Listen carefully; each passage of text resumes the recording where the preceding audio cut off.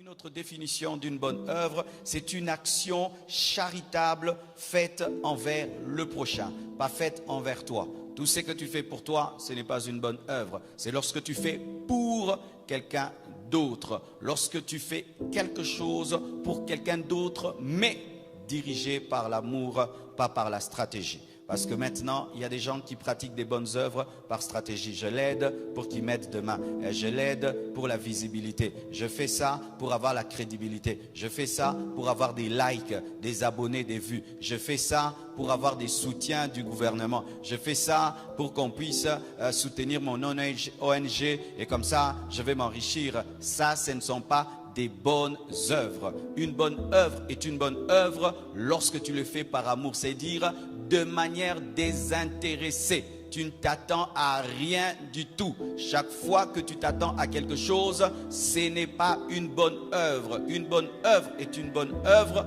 lorsqu'il y a l'amour, une motivation d'amour. C'est que les parents font pour leurs enfants. Lorsque je nourris mon enfant, je ne m'attends à rien du tout. Je ne m'attends même pas à ce qu'ils me disent merci, ni qu'ils m'aident un jour dans la vie.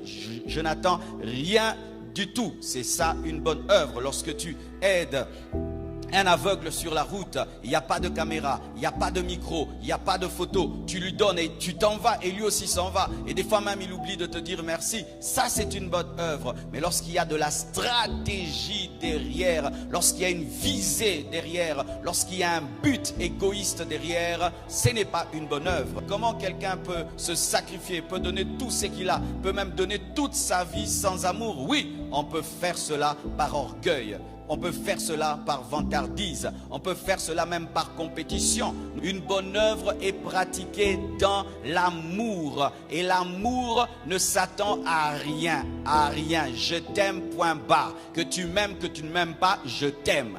L'amour n'a pas besoin d'être aimé pour aimer. Je répète, l'amour n'a pas besoin d'être aimé pour aimer. Souvent, nous pratiquons les bonnes œuvres envers des personnes que nous aimons, envers des amis. On aide facilement un ami, on aide facilement son père, on aide facilement sa mère, on aide facilement son frère, sa sœur, on aide facilement un ami qui nous a aidés, on aide facilement un proche. Mais dans la pensée de Dieu du prochain, le prochain, c'est tout être humain.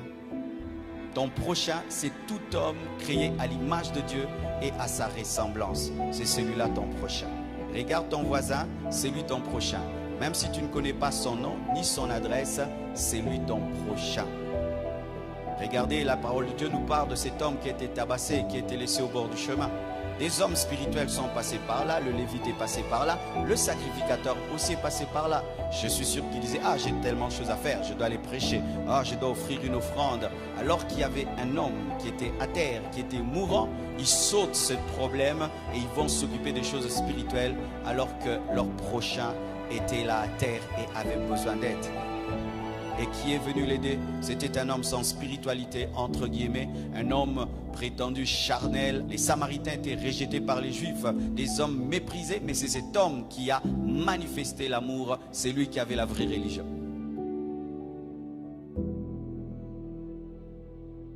Ton prochain, c'est ton ennemi.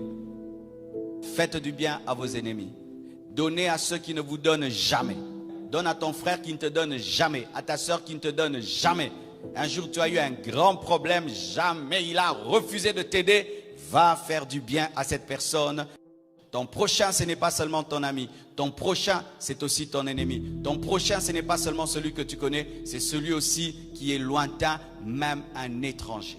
Je remarque souvent que nous faisons du bien à des personnes que nous connaissons, mais rarement à des étrangers. Alors que les personnes qui ont pris soin des étrangers ont reçu des anges sans le savoir. Mes frères et sœurs, j'ai connu des temps très très difficiles dans ma vie.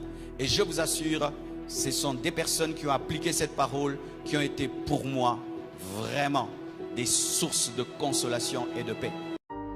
Saluez, saluez. Salue ta femme dès le matin. Salue ton mari dès le matin. Salue tes enfants. Salue tes parents. Le sourire matinal. Tu sais qu'un simple sourire peut changer une journée. Change la journée de ta famille. Change la journée de ton mari. Change la journée de ta femme. Souriez aux autres. Des petites choses comme ouvrir la porte. Aider. Dans les petites choses. Faire une tasse de café, tu donnes à ton mari. Une tasse de thé, tu donnes à ta femme. Des petites choses. Des petites choses.